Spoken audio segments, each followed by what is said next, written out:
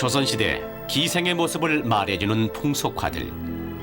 이 그림들은 조선시대 기생들이 한량들의 술자석에서 술이나 따르고 흥을 돋우던 여인들이 아니었나 하는 인상을 던져준다. 하지만 조선시대 기록에 의하면 이 그림에 등장하는 여인들은 엄밀히 말해 기생이 아니다. 당시 기생들은 한량들의 술자리에 나아가 얼굴을 파는 여자들이 아니었다. 무작정 보면 기생은 천하다더라. 아이고 몸이나 팔고 술이나 팔지. 이런 생각은 그 똥 같은 생각은 확 버려야 돼. 기생하면은 기생 재생이라고 했어 옛날에.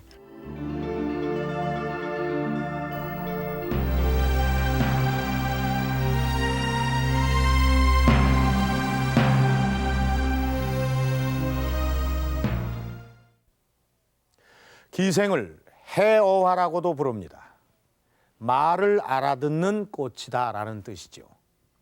조선시대 풍류께나 즐긴다는 선비들의 옆에는 언제나 이 해어화들이 있었고, 또 그런 이유 때문에 우리는 조선시대 기생들이 이 빼어난 미모로 문 남성들을 상대하던 화류의 여인쯤으로 생각을 해왔었던 것입니다.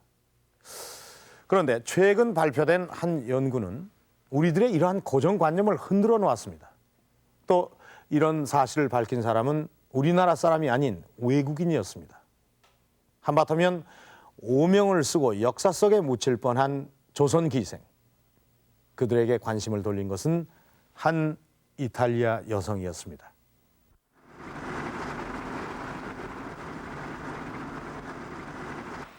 이탈리아 사람으로서 멀리 한국에까지 찾아가서 조선시대 기생들의 삶을 연구한 빈센차 드루소 씨. 그녀는 논문을 마무리하기 위해서 얼마 전 이곳 함부르크 대학으로 돌아왔습니다. 약 한 달 앞으로 다가온 논문 발표의 마무리 작업으로 요즘 드루소 씨는 바쁜 나날을 보내고 있습니다. 어디서 앉으시겠어요? 여기 우리 과 학생이세요. 안녕하세요. 레기나라고 합니다. 이런 그 조선 시대의 기생 제도에 대해서 어떻게 관심을 갖게 됐습니까? 제가 원래 황진이에 대해서 관심이 많았어요. 네. 그렇지만 그러니까 황진이에 대해서 일단 한번 역사적으로 연구해본 적이 별로 없었던 것 같아요. 네. 그러니까 조선 시대의 그 제도, 기녀 제도에 대해서 한번 파악하면 어떨까? 그때부터 시작이 됐죠. 드루소 씨가 조선 기생들을 연구하기 시작한 것은 1994년 이곳 독일 함부르크 대학의 박사 과정에 입학하면서부터입니다.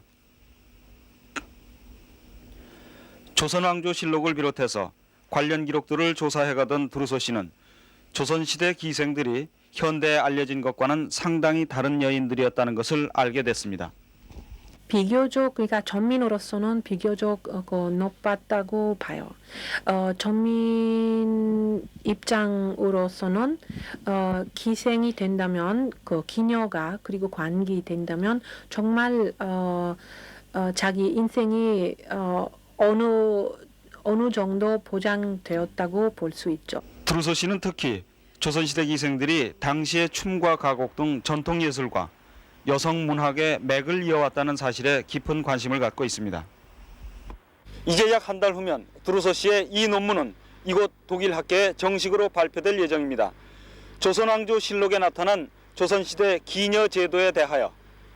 이 한편의 논문은 그동안 기녀에 대해서 일반적으로 알고 있던 우리의 인식을 새롭게 해주었습니다. 또한 조선시대 전통예술의 한 맥을 이어온 예능인으로서 기생들의 삶과 예술 세계를 재조명해주는 귀중한 자료가 될 것으로 보입니다. 지금까지 독일의 함부르크 대학에서 전해드렸습니다. 빈센차 드루소 씨를 한국으로 불러들인 것은 황진이의 시 한 수였습니다. 그 시는 바로 이런 시였습니다. 동짓달 기나긴 밤을 한허리를 베어다가 춘풍 이불 아래 서리서리 넣었다가 어른님 오신 날 밤에 얻은 구비구비 별이라. 님을 기다리는 여인의 마음을 읊은 기생 황진이의 시는 조선시대 여리문학을 대표하는 작품으로 손꼽히고 있습니다. 그런데 조선시대 이렇게 문장력이 뛰어난 기생이 황진이 한 사람뿐이었던 것은 아니었습니다.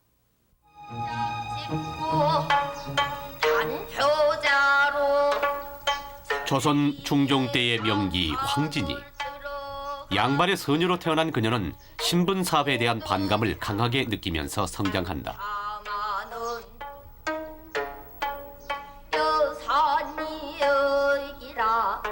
새들은 얼마나 자유로울까요? 저들에게는 양반도 없고 평민도 없을 게 아니겠어요? 신분을 탓해 뭐해. 그게 네 운명인데. 전 기생이 되겠어요, 어머니.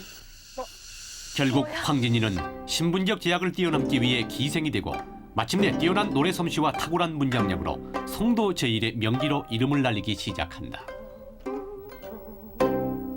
황진이가 남긴 가장 유명한 일화 중에 하나가 바로 지적 선사에 관한 일화다. 9년째 면벽을 해온 수도승. 그러나 황진이의 빼어난 용모와 타고난 학문에 그만 마음이 흔들리고 끝내는 파괴를 하고야 만다. 지적 선사 일화는 황진이가 뛰어난 명기였음을 짐작해 한다. 이러한 황진이가 평생 존경했다는 화담 서경덕. 원래 황진이는 서경덕을 유혹하려고 그를 찾아간다. 하지만 오히려 화담 서경덕의 높은 인품에 감동을 받게 되고 평생 서경덕을 스승처럼 존경하게 된다.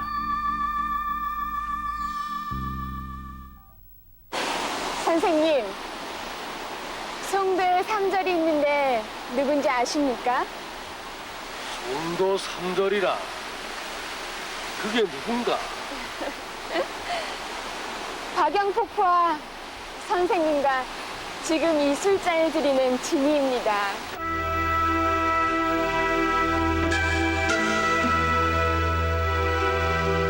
마침내 서경덕이 세상을 떠나자 황진이는 3년 동안 상복 차림으로 전국을 떠돌다가 죽어간다.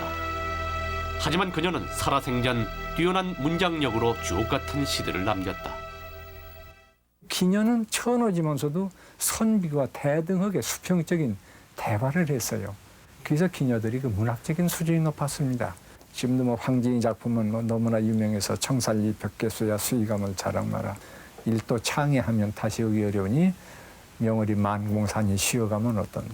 그건 오늘날 생각해도 그거는 참 그 명작이거든요. 그리고 예술성 있고 거기는 인간미가 있어요. 그러니까 인간을 지독하게 종교라든가 교양으로 다듬어 놓으면은 멋이 없습니다. 그러니까 풍류의 세계가 없거든요. 그런데 기녀의 세계에서는 그것을 탈피할 수 있는 능력, 또 탈피할 수 있는 사회적인 환경, 어림선 특수증이라고 허용이 됐기 때문에 그 세계가 있었거든요. 그러니까 이러한 시조는 양반집 분야에서는 나올 수가 없습니다. 하지만 조선시대 기생 중에는 황진이에 버금가는 문장가가 있었다. 바로 부안의 명기 이매창이었다. 중종 때 매창과 교분이 두터운 선비들이 세웠다는 매창의 시비. 그 옆에는 지금도 매창이 선비들과 목을 죽였다는 샘물과 선비들이 글씨를 새겼던 바위가 남아있다. 그 홍길동전을 쓰신 허균 선생이 김제에 놀러 왔다가 김제태수 알레로 부안에 와서 매창하고 만났는데 그 매창의 그 참 시라든지 또는 시조창이라든지 또 검은고에 요새말로 반해버렸다 뭐 그런 이야기가 내려옵니다. 그러니까 매창 시인의 시문학의 수준이 그분들을 놀랄 정도의 수준이었다 이렇게 옛날 어른들이 전해오고 있습니다. 이화우 흩날릴제 울며 잡고 이별한 님. 추풍 낙엽에 저도 나를 생각하는가. 천리의 외로운 꿈만 오락가락하노네. 오늘날 매창의 시는 모두 61편이나 전해져 오고 있다.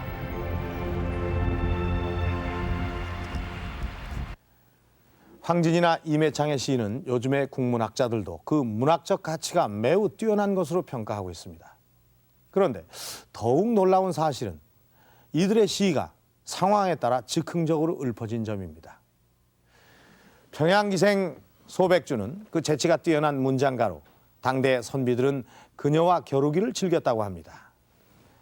한 평양감사가 소백주를 시험해 볼 양으로 장기 한판 두는 사이에 시조를 읊게 합니다. 그러나 소백주는 그 신임 감사가 장기 채 두 수를 두기도 전에 시조를 읊었는데 바로 이런 시였습니다.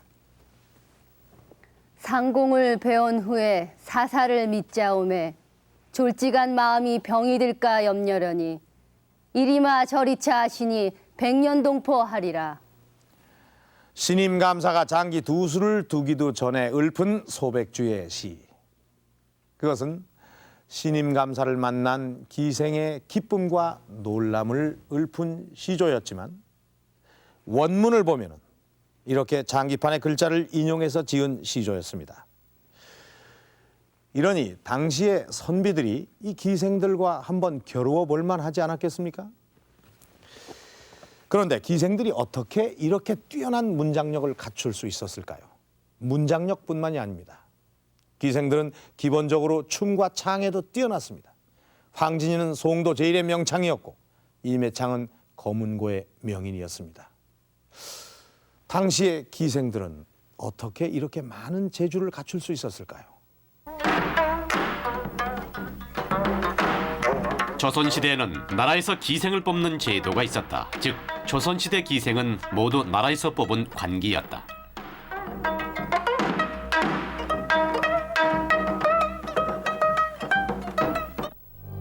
경국대전에 의하면 당시 기생은 천민의 딸 중에서 뽑았다. 하지만 스스로 원할 경우에 양민의 딸도 기생이 될 수 있었다. 뿐만 아니라 조선시대에는 사화가 많았다. 조선시대 법은 역적으로 물린 사람의 처첩은 관기로 삼도록 돼 있었다. 때문에 기생 중에는 더러 양반집 여인들도 있었다. 당시 기생들은 크게 궁중에 머무는 양반 기생과 지방의 관기로 나뉜다. 이들은 기생으로 뽑힌 후 기생 교육을 받았는데 한양에서는 장학원, 지방에서는 교방에서 각각 교육을 받았다. 기생이 되려면 우선 궁중성악인 가곡과 함께 악기를 한 가지씩 연주할 수 있어야 했다. 춤은 궁중무용인 정제를 지켰다. 하지만 예능 교육만 했던 것은 아니었다.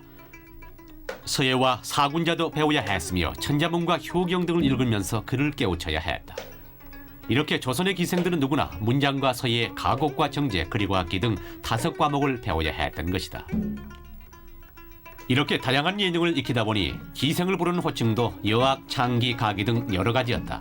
그러나 이런 것들을 총칭하는 명칭은 바로 기생이라고 볼 수 있다. 이 기녀는 중세기에 참 뛰어난 종합 예술가들입니다. 오늘날 우리는 분화된 예술 하나밖에 못하지만 기녀들은 이렇게 5가지를 고루고루 갖춘 중세기 종합 예술가예요.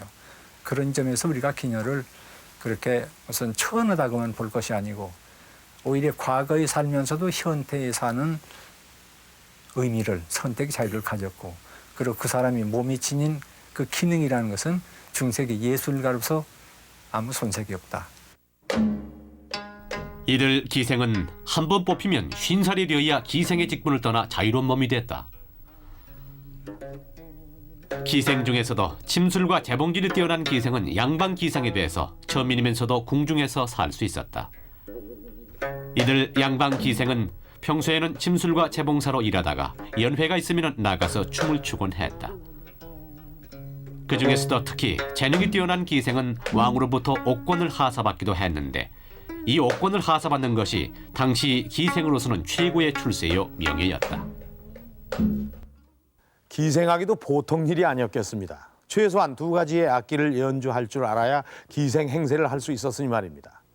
이렇게 조선 기생에게는 시, 화, 가, 무, 악 5과목, 글과 그림, 노래와 춤, 그리고 악기 연주라는 다양한 예능과 문예를 몸에 익혀야 했던 것입니다. 이 진연 의궤에 보면은 당시 기생들이 추었던 춤이 그림으로 자세히 그려져 있습니다. 바로 기생들은 이것을 교과서로 춤을 배웠던 것입니다. 그렇다면 노래의 경우는 어땠을까요? 악보 같은 것이 있을 법도 한데 조선시대 악보는 어떻게 생겼을까요?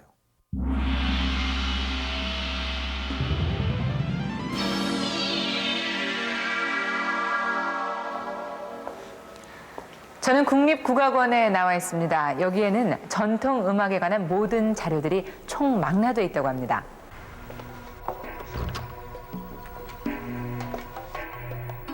이곳 자료실에서 여러 종류의 조선시대 악보를 찾을 수 있었습니다. 다양한 악보 중에 우선 그 육보 형태가 있는데요. 네. 육보 형태는 지금 이 보시는 바와 같이 한문 두자 밑에 이응을 해놨죠. 예. 그래서 둥둥둥. 이 육보를 포함하여 조선시대에 사용되었던 악보는 모두 7가지. 그중 지금까지 사용되고 있는 악보는 바로 세종 때 만들어진 정간악보인데요. 이 정간보를 보고 어떻게 연주를 했을까요? 그 점을 알아보기 위해서 한 국악인을 찾아갔습니다.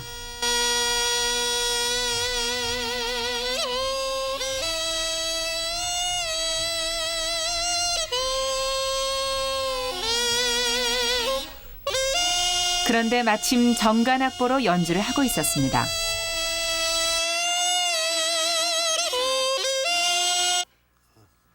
이제 연습 끝나셨어요? 네. 아유, 연습하시는 중이라서 말씀도 못 드리고. 선생님, 이 정간보를 보고서 어떻게 연주를 하십니까? 간단히 설명한다면 한 칸이 한 박입니다. 이게 한 칸이 한 박. 요 칸 하나하나가요? 네, 한 박인데 요 두 가지 글자가 들어갔잖아요. 예. 그러면 한 박에 두음을 내는 뜻이죠. 네. 그러면 여기 공백이 있잖아요. 예. 그러면 이거는 한 박을 덮어드리는 뜻이죠. 여기 글자가 하나 있지 않습니까? 네. 두 박을 하려는 뜻입니다. 그리고 여기 이제 삐치는 게 있죠. 이거는 끌어올리는 뜻이죠. 띠 하고 끌어올리는 거고, 요거는 요송이라고 해서 이제 흔들어주는 건데, 이렇게 표시된 네, 거예요? 요거는 예. 두 번 요송을 하는 뜻이죠. 띠 이렇게 두 번 하려는 거고, 세모는 쉼표죠. 한 박을 쉬는 거래죠. 그래서 노나 노 내런 일어나 이렇게 피리를 구음합니다. 피리 네, 그러니까 이제 네. 가양 같은 거 읽는 되면은 동당 동 그런 식으로 하죠. 설명을 들으니까 합리적인 그런 악보다 그런 생각이 드는데요. 이 악보가 얼마나 그때 당시 500년 전에 과학적이고 훌륭한 악보인가를 지금 한 누리를 볼 수 있는데요.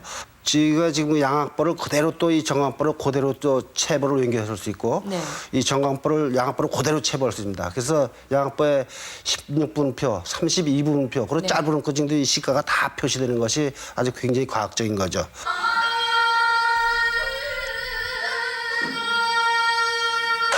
조선시대에도 이렇게 뛰어난 악보가 있었습니다. 하지만 이런 악보를 아무나 보고 연주할 수 있었던 것은 아니었습니다. 바로 궁중의 여학들도 이런 악보로 음악을 배우고 연주를 했던 전문 음악인이었던 것입니다. 기생은 재생이란 말이 있습니다. 저런 악보를 보고 노래를 수십 곡씩 익혔다면 재생이라고 이를만 하지 않겠습니까? 특히 연산군은 이런 기생들과 놀기를 좋아했다고 합니다. 기생을 흥청이라고 고쳐 부르기도 하고 나중엔 도가 지나쳐서 전국에서 만여 명을 불러올렸고 그로 인해서 원망을 사기도 했는데요. 흥청거린다, 또 흥청망청 이런 말도 바로 여기서 유래됐다는 얘기가 있습니다. 이렇게 많은 문제점을 갖고 있는데도 기생제도는 사라지지 않았습니다. 궁궐 내에는 항상 100여 명의 기생이 살고 있었고 또 조선 중기만 해도 평양 기생이 200여 명이 넘었다고 합니다. 그렇다면 당시 왜 이렇게 많은 기생이 필요했던 것일까요?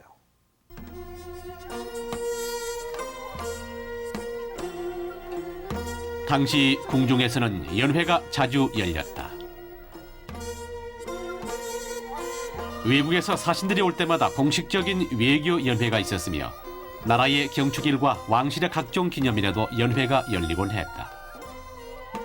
그런데 조선 기생들은 바로 이런 연회에서 악공들의 반주에 맞춰 춤을 추고 노래를 하는 것이 가장 중요한 임무였던 것이다. 당시 연회는 크게 왕이 주관하는 외연과 사신들을 환영하던 사신연, 그리고 왕실 여인들이 주최하던 내연 등 3가지였다. 그중 내연의 경우 왕실 여인들의 처소에는 외간 남자의 출입이 허용되지 않았던 관계로 관현 맹인을 불렀던 것을 알 수 있다. 당시 기록을 보면은 연회의 종류에 따라 등장하는 무용의 종류도 달랐다. 그때마다 동원되는 기생의 수도 다 달랐다. 대표적인 정제 하나인 선유락의 경우 가운데 앉게 되는 어린 기생 2명과 무용수 34명을 포함해 모두 40명의 기생들이 필요했다.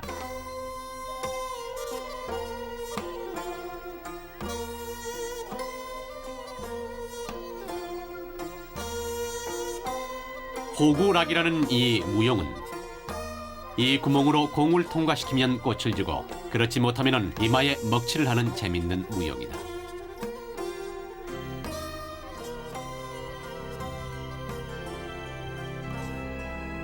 그런데 악학회범에 보면 이런 연회 때마다 기녀를 얼마나 동원할 것인지 상세하게 기록하고 있다. 특히 예조가 주최한 사신일의 경우에 중국 사신들이 올 때에는 기생 40명, 외의 사신이 올 때는 기생 12명을 동원하도록 돼 있다. 뿐만 아니라 무대 의상도 중국 사신들이 왔을 때에는 흑장삼, 남저고리 등 비교적 화려했으나 외의 사신이 올 때에는 평상복이었다. 이런 연회를 위해서 궁중에는 늘 100여 명의 기생들이 살고 있었다. 하지만 그것만으로는 부족했다. 그 때문에 3년마다 한 번씩 기생을 지방에서 뽑아 올렸는데 이를 선상이라 한다. 한편 지방의 관기들도 지방에서 각종 연회에 참석해서 가무와 문장으로 그 역할을 담당했다. 이렇게 조선시대 기생제도는 국가적인 큰 연회나 각 지방의 연회에 동원하기 위해 만들어졌던 것이다.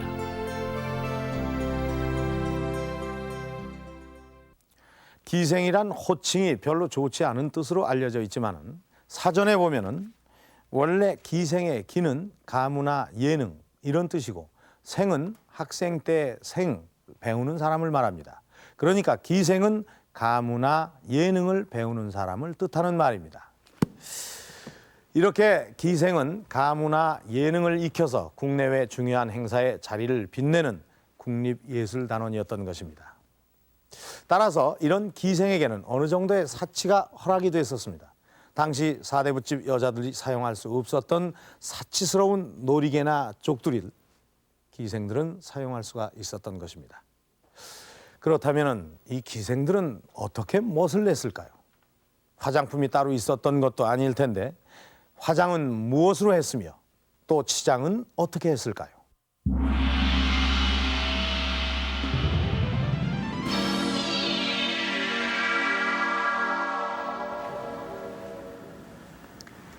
저는 조선시대 여인들이 어떻게 아름다움을 가꿨는지를 알아보기 위해서 화장품 박물관에 나왔습니다.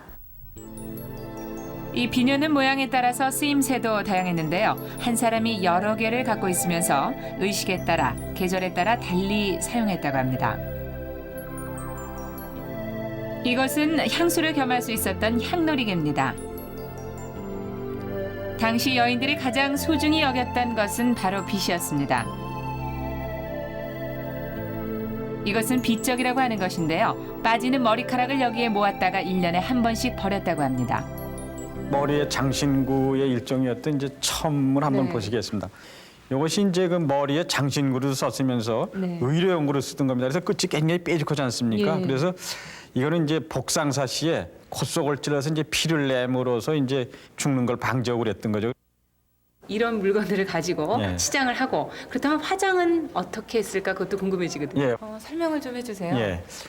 그 당시에도 이제 화장품 종류는 다 있었습니다. 지금과 같이 이렇게 그 이름이 붙여지지 않아서 그렇지 이제 다 있었는데 우선 이제 그 세분해서 말씀을 드리면은 여기 보시는 게 이제 세정제로 사용이 되던 이제 팥이나 녹두가루였거든요. 그러니까 팥이나 녹두가루에는 이제 그 사폰이라는 성분이 있어가지고 이게 이제 클렌징 역할을 했던 겁니다. 그 다음에 이제 여기 보시는 이제 이것들이 이제 분백분 원료인데 이제 분백분의 원료는 이제 분꽃이라든가 쌀, 서속, 그다음에 이제 백토, 이제 활석가루 이런 것들이 이제 분의 원료로 썼던 거죠. 그래서 옛날에 여인들이 이제 분화장을 하고 한 30분씩 이제 잠을 잤다고 그럽니다. 그러니까 굉장히 지금보다는 이제 정성을 많이 들였던 거죠. 그러니까 이제 분이 잘 먹질 않아가지고 이제 그 실면도라고 그래가지고 얼굴에 난 그 점토를 다 뽑고 그리고 이제 분화장을 하고 이제 30일 잠을 잤는데 그럼으로써 이제 피지가 분비됨으로써 이제 분화장이 먹었던 거죠. 저희가 그래서 붕꽃 저걸로 했기 때문에 붕꽃이라고 그렇습니다. 이름을 네. 계속 지금도 부르고 있는 그렇죠. 거거든요. 네. 그리고 이제 요 뒤에 보시는 게 이제 그 색분을 만들던 이제 재료들이 황토, 이제 적토, 이제 흑토인데 지금에 말하면 이제 볼타치라고 말씀을 드릴 수 있겠습니다. 예. 예. 그다음에 이제 그 연지의 이제 원료는 이제 홍화, 주사가 이제 원료였었는데 아침에 이슬이 맺힌 그런 그 홍화 그 꽃을 따서 이제 절구에 찢어서 이제 그 배은 곱으로 짜서 그것을 이제 그늘에서 말렸다가 이제 그 한약으로 만들어서 이제 기름에다 개서 바르고 그랬다고 합니다요. 예, 조선시대 기생 화장이 뭐 좀 다른 게 있나요? 예, 면 화장보다는 선을 중요시하는 화장법이기 때문에 눈썹도 이렇게 가늘고 각이 없이 둥글게 라운드지게 이렇게 표현을 했고요. 피부도 깨끗하고 하얗게 보이게 하기 위해서 백분을 많이 사용을 했고 입술도 빨간색을 칠해서 더욱더 하얗게 보이게 하고 연지를 찍더라도 이렇게 각이 져서 요즘처럼 쉐이딩을 주는 것처럼 하는 것이 아니고 이렇게 긴 얼굴도 동그래 보이도록 하기 위해서 전해져 오는 기록이나 사진에 따르면은 조선 기생의 화장법은 요즘처럼 그렇게 화려하거나 자극적이지도 않았습니다. 자연스럽고 은은한 화장법으로 여인의 아름다움과 기품을 잘 나타냈다고 합니다. 무대에서는 예인에게 치장은 매우 중요했을 것입니다. 하지만 조선시대 기생에게 아름다움을 가꾸는 일이나 예능만큼 중요한 것이 또 하나 있었습니다. 조선 기생은 관기로 매여 있는 몸이긴 했으나 당시 여성으로서는 다양한 사람들을 두루 대하면서 상당히 개방적인 삶을 살았습니다.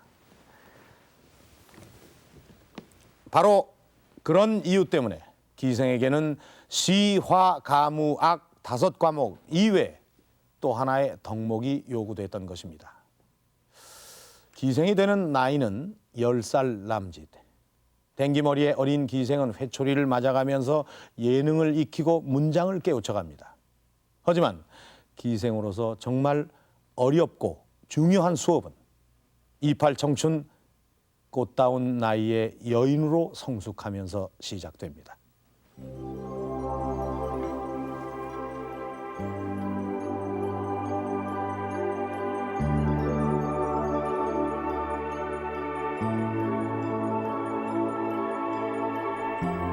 조선의 기생들은 점에 댕기를 늘어뜨린 소녀로 기생의 길에 오른다. 하지만 일정한 나이가 되면 기생들도 마음에 맞는 사람을 만나 결혼을 하게 된다. 그것을 머리 얹는다고 표현하는데 대개 기생의 머리를 얹어주는 사람은 덕망과 학식이 높은 사람들이어야 했다.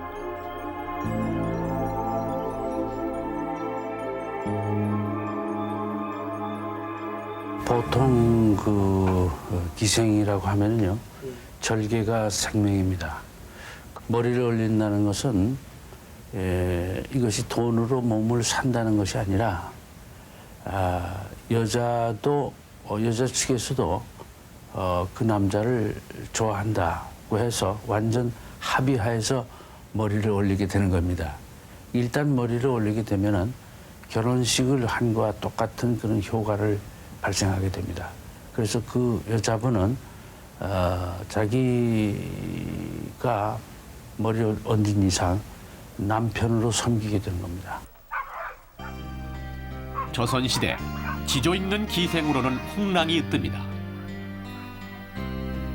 경기도 파주군 교하면 이곳에는 조선 중기 3대 신으로 꼽혔던 최경창의 묘가 있는데 그 앞에는 기생 홍랑의 묘가 나란히 놓여 있다. 최경창이 죽은 후 홍랑이 그 묘 앞에서 3년상을 치른 후 숨을 거둔다. 그러자 최경창의 집안 사람들이 홍랑을 이처럼 묻어주었다고 한다.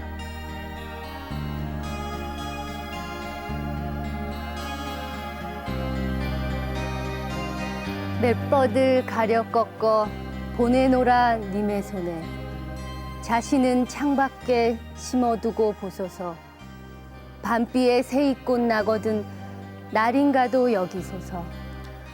조선 기생이 갖추어야 할 마지막 덕목, 그것은 지조였던 것입니다. 기생들은 이렇게 학식 높은 선비들을 상대하다 보니 세상 돌아가는 이치에 팔갔습니다. 그 때문에 기생들 중에는 시대의식에 강한 기생들도 많았습니다. 진주는 예로부터 의기들의 고장으로 널리 알려져 왔다.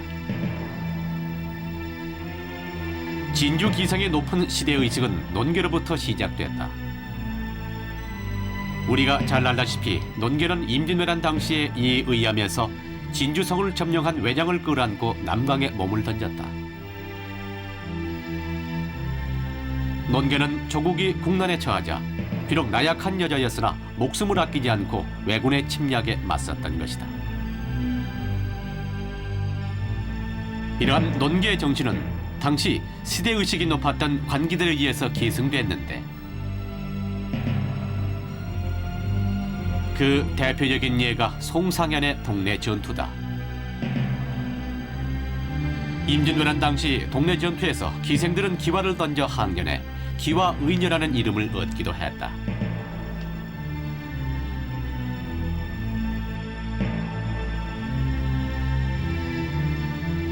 뿐만 아니라 1919년 3.1운동의 물결이 전국으로 번져가기 시작하자 전국 주요 도시의 기생들도 만세 대열에 뛰어들었다. 당시 기생들이 봉기한 지역은 진주를 비롯해서 수원, 해주, 통영 등이었다. 3월 19일 진주 기생들은 태극기를 흔들며 촉송로로 향해 달렸다. 그때 기생 한금하는 손가락을 깨물어 힘명조절하게 이렇게 썼다고 한다. 아, 기쁘다. 삼천리 강산에 다시 무궁화가 피누나. 또 이런 일화도 전해져 옵니다. 서울 명월관의 진주기생 산홍에게 한 친일파 인사가 거금을 쥐어주면서 소실로 삼으려고 하자 기생을 위해 쓸 돈이 있으면 나라를 위해 피 흘리는 젊은이에게 주라고 단호하게 거절했다고 합니다. 이처럼 기생은 조선의 전통 기회와 가물을 계승하는 예술인으로서뿐만이 아니라 시대 상황을 읽고 대처해가는 당시로서는 신여성이었습니다. 그런데 우리는 이러한 모습의 기생은 전혀 모르고 있었습니다. 기생하면 그저 화류계 여인쯤으로 생각해온 것이 사실입니다. 왜 이처럼 왜곡된 것일까요? 1894년 갑오경장 이후 신분제도가 사실상 폐지되면서 관비였던 기생들의 역할도 이때부터 사라지고 맙니다. 정보기록보존서에는 을사오족의 하나인 송병준 등 친일파들에 의해 구한말 조선 기생들의 모습이 어떻게 왜곡돼 갔는가를 짐작케 하는 기록들이 보인다. 한일합방 직전 일제는 기생 단통령을 내린다. 일본에 신고를 하고 정식으로 인가를 받은 사람들만 기생으로 영업을 할 수 있도록 한 것이다.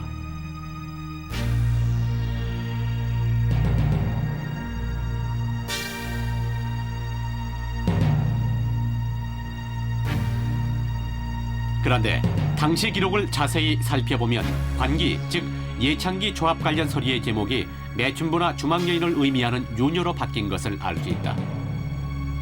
뿐만 아니라 이 조합에서 실시한 건강진단 대상자들 중에는 주막여인들이나 매춘부도 있었음을 알 수 있다. 바로 이 기생조합에서 예창기와 유녀, 즉 관기와 매춘부가 뒤섞여버린 것이다. 일제는 우리 기생의 전통적인 그런 기능이라든지 절개 이것을 타락을 말하자면 격화시킨 그런 조합을 구성하게 한 거죠. 해가지고서 사실 왕년에 기생의 전통을 끊으려고 했던 겁니다. 그래서 사창가가 들어오거든요.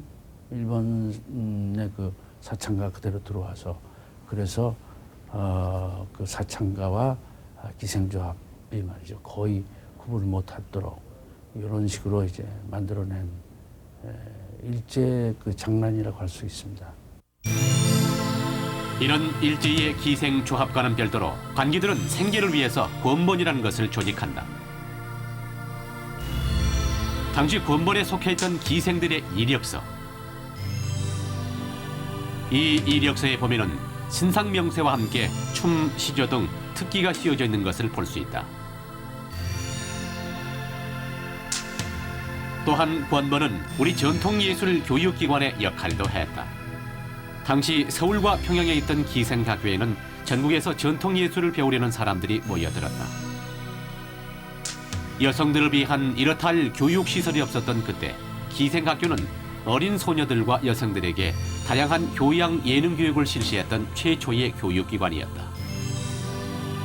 조선이 이제 문을 닫고 일제 치하에 우리가 있게 되니까 그들이 국가에서 녹을 먹었잖아요.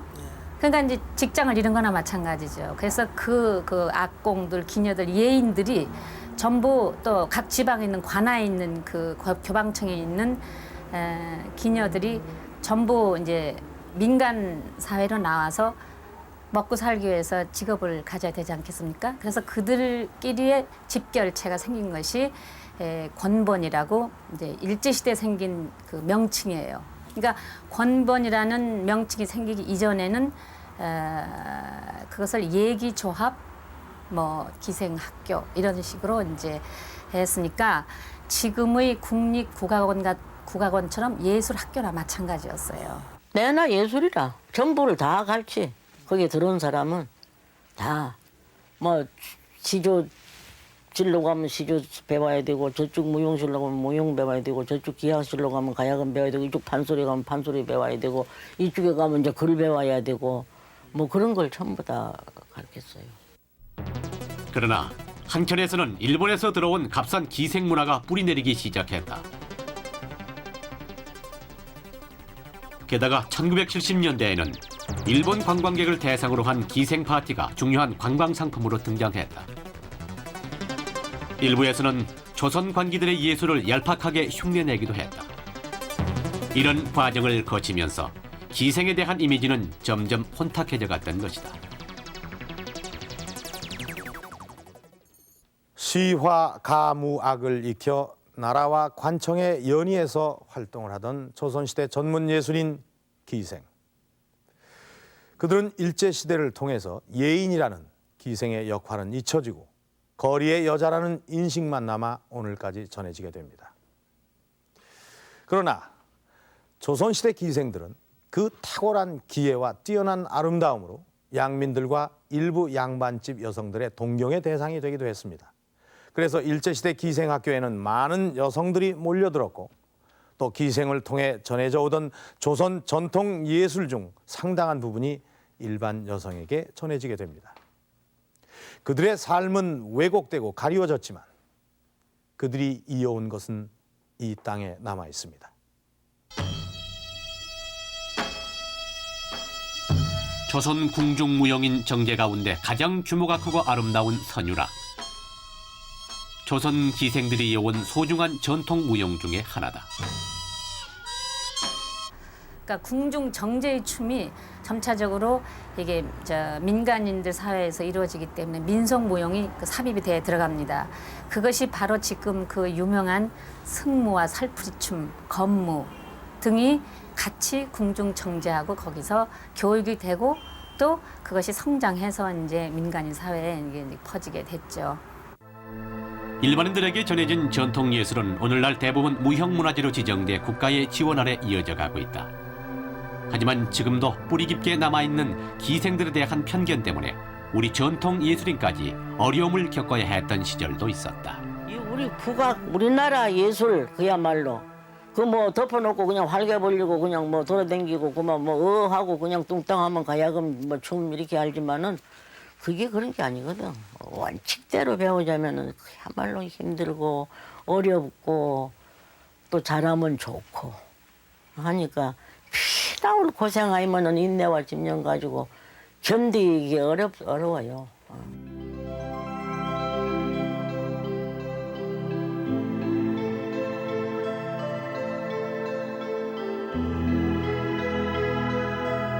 이 기생 덕분에 음악 교육은 계승이었고 그 양반 여성들도 작품 문학 작품들이 좀 섰지만 사실은 기녀만큼 그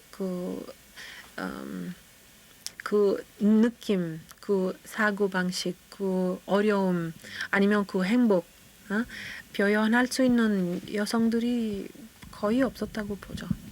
예, 그래서 예술 그러니까 그 넓은 의미로 예술적인 역할은 굉장히 커다란 그 역할이라고 생각해요. 하지만 이러한 조선 기생의 삶은 조선 왕조와 함께 묻혀버리고 왜곡된 역사만이 남았습니다. 때문에 불과 몇 년 전까지 이 땅에 살았던 조선 기생들은 세상을 떠날 때까지 자신이 기생임을 숨기면서 살았습니다. 최근 우리의 전통 문화는 부흥기를 맞고 있습니다. 하지만 그 풍요로움을 누리고 있으면서도 우리는 그 유산의 상당 부분을 남겨준 조선 기생들을 다시 보지 못했습니다. 황진이의 시 한 수에 반한 이탈리아 여인 빈센차 두르소. 그녀가 조선 기생을 바로 볼 수 있었던 것은 그들에 대한 편견이 없었기 때문일지도 모릅니다. 역사출이 여기서 마칩니다.